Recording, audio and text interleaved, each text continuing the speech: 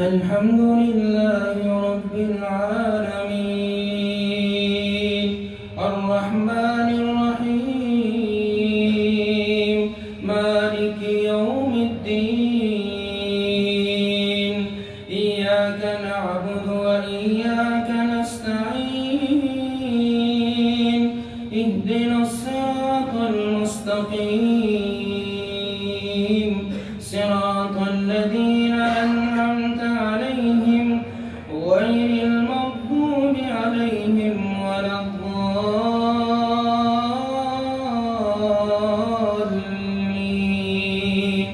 آمين.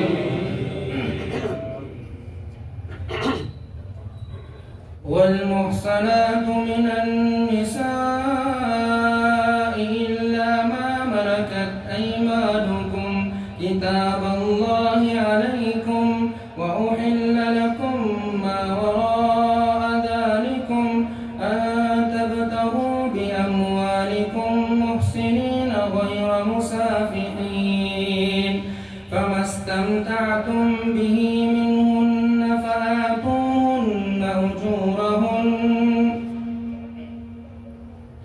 ولا جناح عليكم فيما تراضيتم من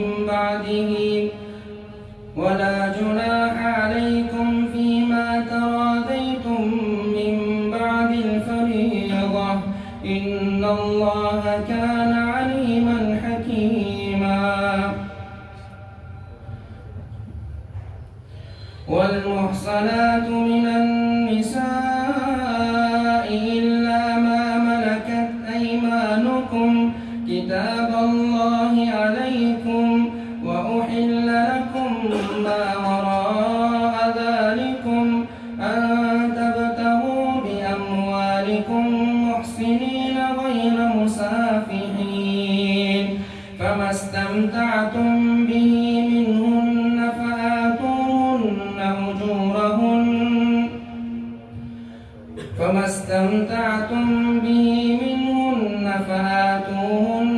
أجورهن فريضة ولا جناح عليكم فيما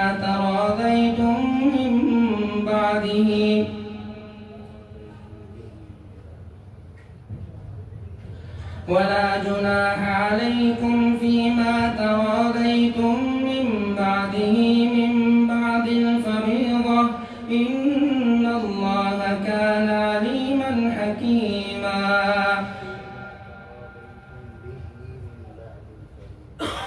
ولا جناح عليكم فيما تراضيتم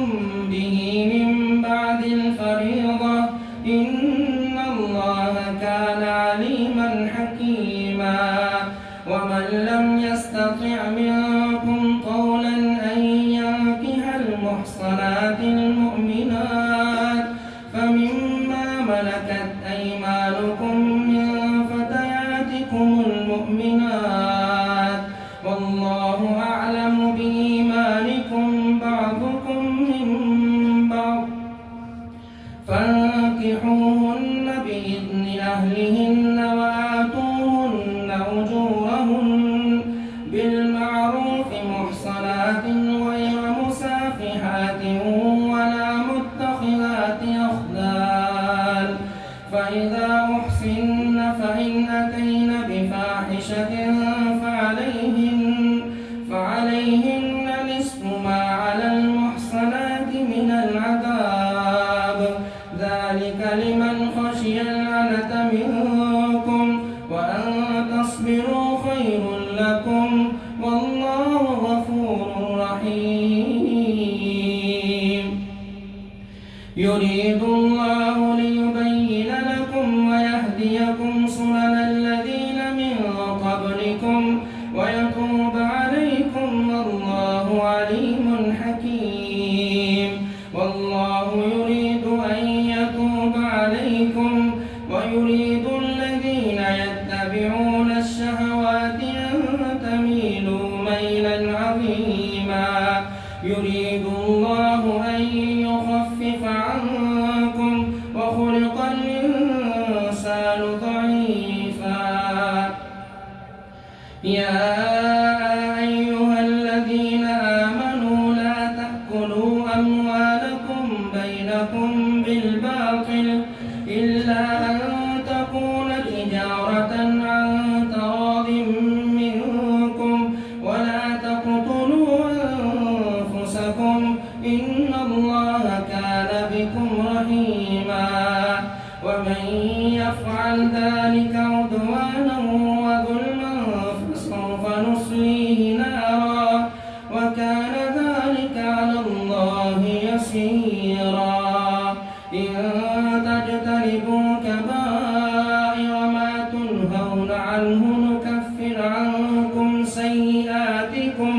وندخلكم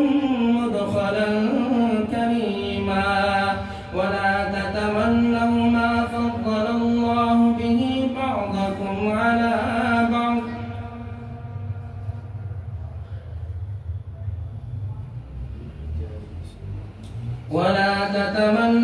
ما فضل الله به بعضكم على بعض للرجال نصيب مما اكتسبوا وللنساء نصيب مما اكتسبن واسألوا الله من فضله إن الله كان بكل شيء عليما ولكل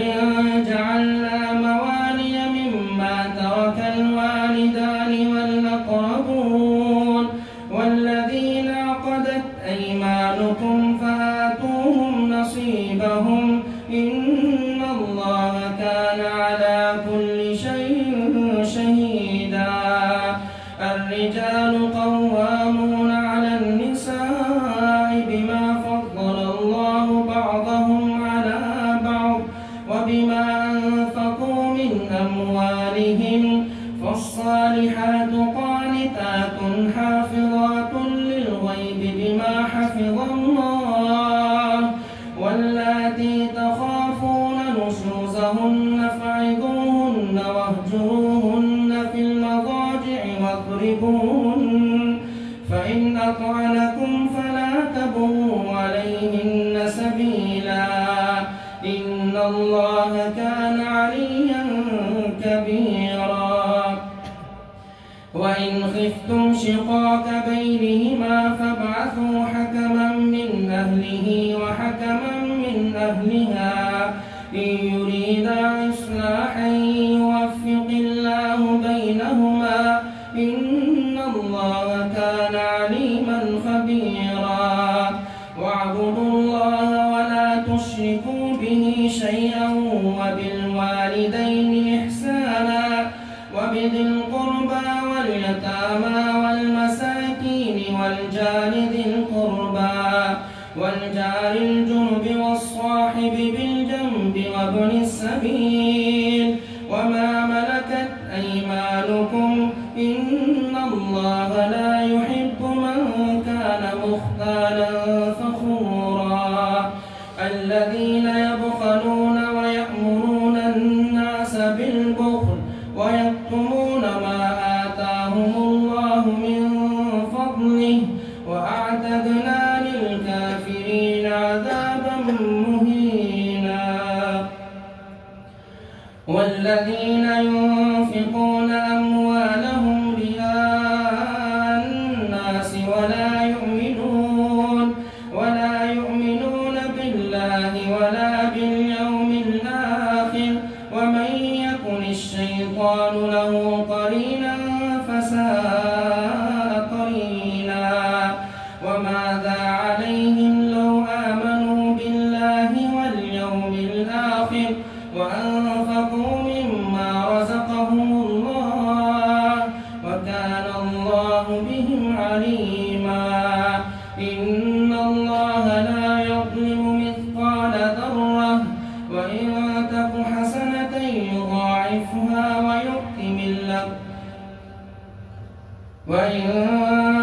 حسنة يضاعفها ويؤت من لدنه أجرا عظيما فكيف إذا جئنا من كل أمة بشهيد وجئنا بك على هؤلاء شهيدا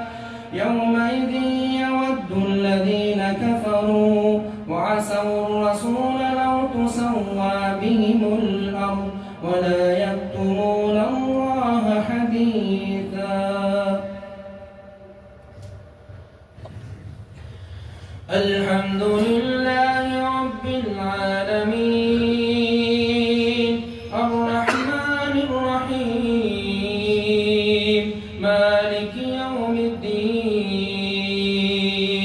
إياك نعبد وإياك نستعين اهدنا الصراط المستقيم صراط الذين أنعمت عليهم غير المغضوب عليهم ولا الضالين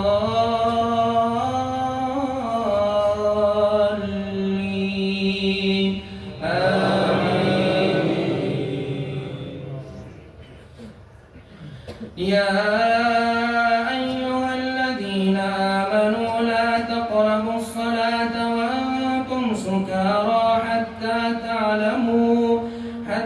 تعلموا ما تقولون ولا جنبا إلا عابري سبيل حتى تغتسلوا وإن كنتم مرضى أو على سفر أو جاء أحد منكم من الغائط أو لامستم النساء فلم تجدوا ماء فتيمموا صعيدا طيبا فامسحوا بوجوهكم وأيديكم إن الله كان عفوا غفورا. ألم تر إلى الذين أوتوا نصيبا من الكتاب يشترون الضلالة ويريدون أن تضلوا السبيل والله أعلم بأعدائكم وكفى بالله وليا وكفى بالله نصيرا. من الذين هادوا يحرفون الكلم عن مواضعه ويقولون سمعنا وعصينا واسمع غير مسمع وراعنا ليا بألسنتهم وطعنا في الدين ولو أنهم قالوا سمعنا وأطعنا واسمع وانظرنا لكان خيرا لهم وأقوم ولكن لعنهم الله بكفرهم فقليلا ما يؤمنون. ولكن لعنهم الله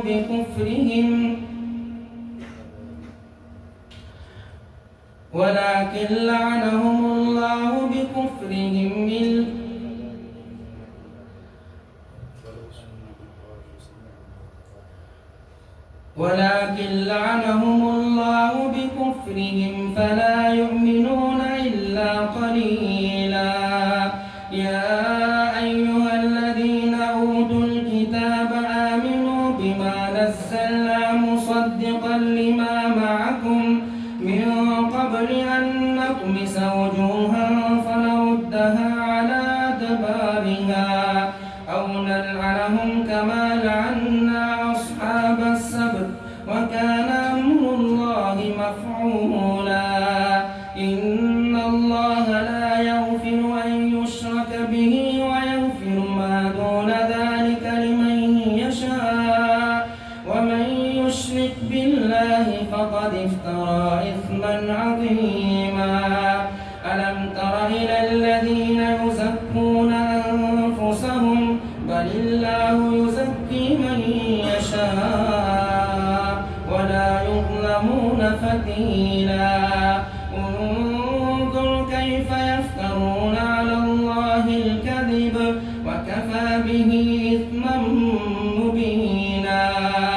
ألم تر إلى الذين أوتوا نصيبا من الكتاب يؤمنون بالجبت والطاغوت ويقولون للذين كفروا هؤلاء أهدى من الذين آمنوا سبيلا. أولئك الذين لعنهم الله ومن يلعن الله فلن تجد له نصيرا. أم لهم نصيب من الملك فإذا لا يؤتون الناس نكيرا أم يحسدون الناس على ما آتاهم الله من فضله فقد آتينا آل إبراهيم الكتاب والحكمة وآتيناهم ملكا عظيما. فمنهم من آمن به ومنهم من صد عنه وكفى بجهنم سعيرا. إن الذين كفروا بآياتنا سوف نصليهم نارا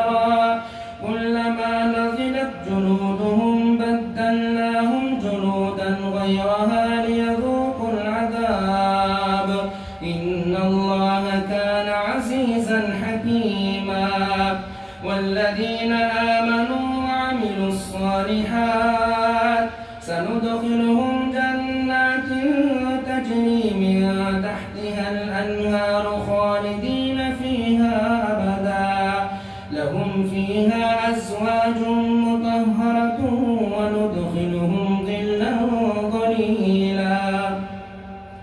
إن الله يأمركم أن تؤدوا الأمانات إلى أهلها وإذا حكمتم بين الناس أن تحكموا بالعدل إن الله نعم يعظكم به إن الله كان سميعا بصيرا يا أيها الذين آمنوا أطيعوا الله وأطيعوا الرسول وأولي الأمر منكم فإن تنازعتم في شيء فردوه إلى الله والرسول إن كنتم تؤمنون بالله واليوم الآخر ذلك خير وأحسن تأويلا ألم تر إلى الذين يزعمون أنهم آمنوا بما أنزل إليك وما أنزل من قبلك يريدون أن يتحاكموا إلى الطاغوت وقد أمروا أن يكفروا به ويريد الشيطان أن يضلهم ضلالا بعيدا وإذا قيل لهم تعالوا إلى ما أنزل الله وإلى الرسول رأيت المنافقين يصدون عنك صدودا فكيف إذا أصابتهم مصيبة بما قدمت أيديهم ثم جاءوك يحلفون بالله إن أردنا إلا إحسانا وتوفيقا أولئك الذين يعلم الله ما في قلوبهم فأعرض عنهم وعظهم وقل لهم في أنفسهم قولا بليغا وما أرسلنا من رسول إلا ليطاع بإذن الله ولو أنهم إذ ظلموا أنفسهم جاءوك فاستغفروا الله واستغفر لهم الرسول لوجدوا الله توابا رحيما فلا وربك لا يؤمنون حتى يحكموك فيما شجر بينهم ثم لا يجدوا في أنفسهم حرجا مما قضيت ويسلموا تسليما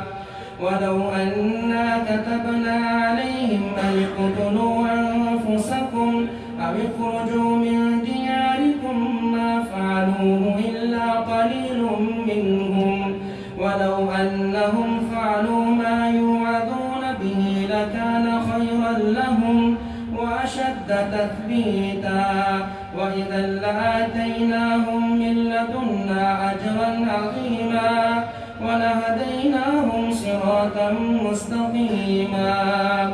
ومن يطع الله والرسول فأولئك مع الذين أنعم الله عليهم من النبيين والصديقين والشهداء والصالحين وحسن أولئك رفيقا ذلك الفضل من الله وكفى بالله عليما يا أيها الذين آمنوا خذوا حذركم فانفروا ثبات أو انفروا جميعا وإن منكم لمن ليبطئن فإن أصابتكم مصيبة قال قد أنعم الله علي إذ لم أكن معهم شهيدا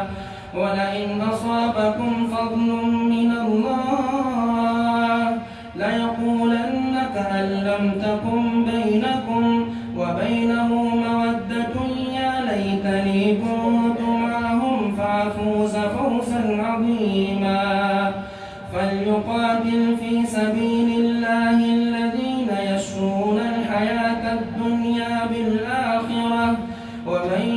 يقاتل في سبيل الله فيقتل أو يغلب فسوف نؤتيه أجرا عظيما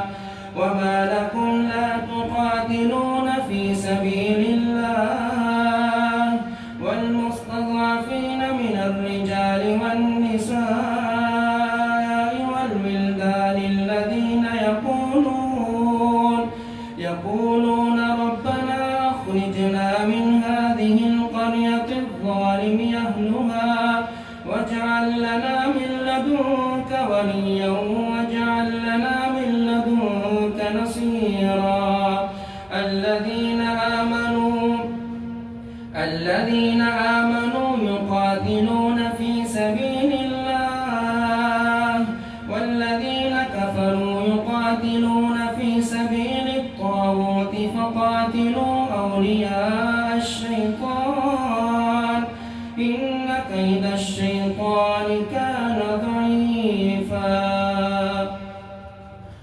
الحمد لله رب العالمين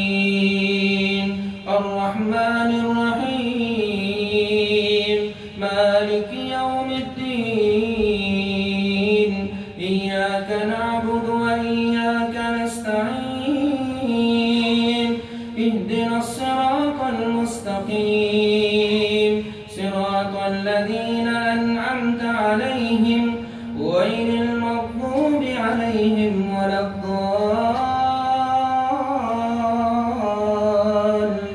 الضالين آمين.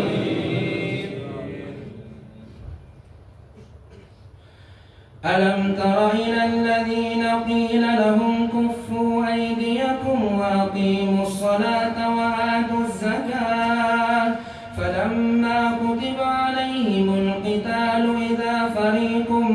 منهم يخشون الناس كخشية الله أو أشد خشية وقالوا ربنا لم كتبت علينا القتال لولا أخرتنا إلى أجل قريب قل متاع الدنيا قليل والآخرة خير لمن اتقى ولا تظلمون فتيلا أينما تكونوا يدرككم الموت ولو كنتم في بروج مشيدة وإن تصبهم حسنة يقولوا هذه من عند الله وإن تصبهم سيئة يقولوا هذه من عندك قل كل من عند الله فما لهؤلاء القوم لا يكادون يفقهون حديثا ما أصابك من حسنة فمن الله وما أصابك من سيئة فمن نفسك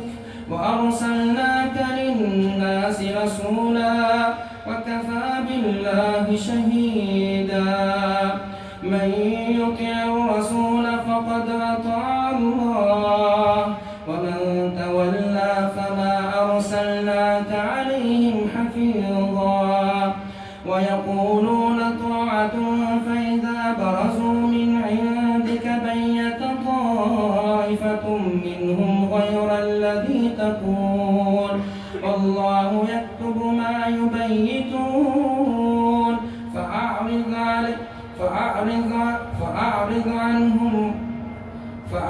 عليهم وتوكل على الله وكفى بالله وكيلا أفلا يتدبرون القرآن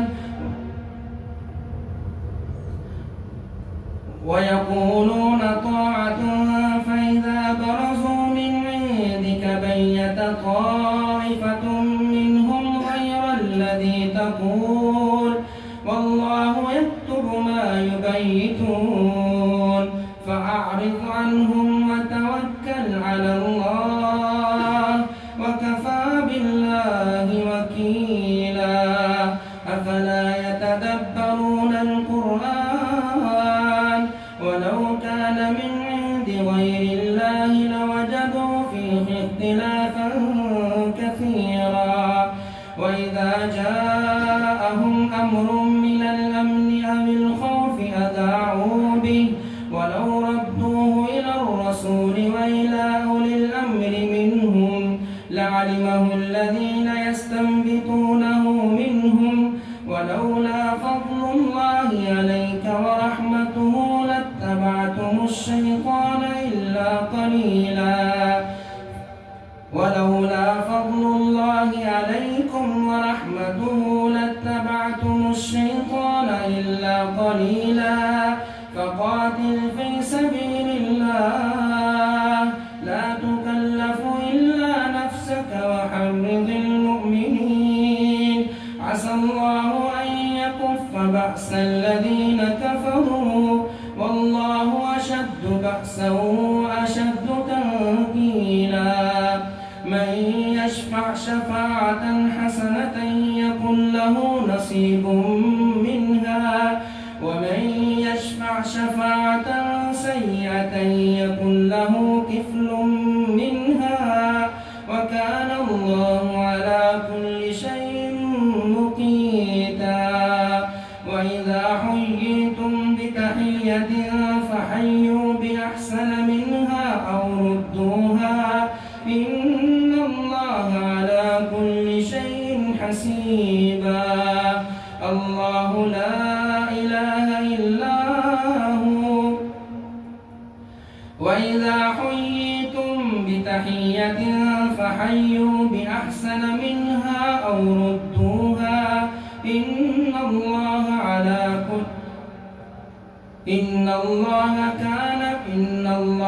كان على كل شيء حسيبا وإذا حييتم بتحية فحيوا بأحسن منها أو ردوها إن الله كان على كل شيء حسيبا الله لا